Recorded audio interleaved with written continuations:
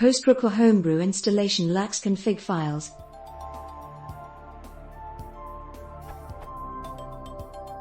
So I successfully installed PostgreSQL 9.1 on macOS Lion.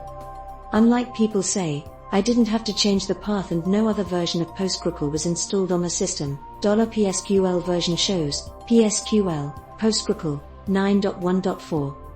However, when I try to run the server with pg_ctad/user/local/var/postgre/l/user/local/var/postgre/server.log start, it doesn't work. First, it says no dir/user/local/var/postgre/exists.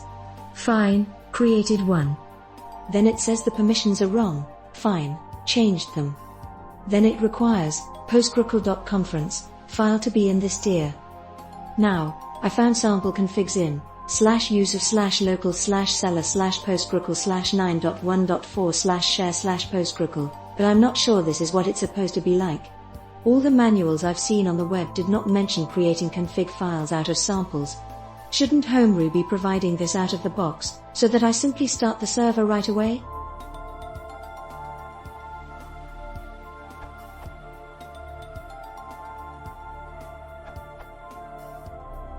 Is this your first install? Have you tried to run init/user/local/var/postgres?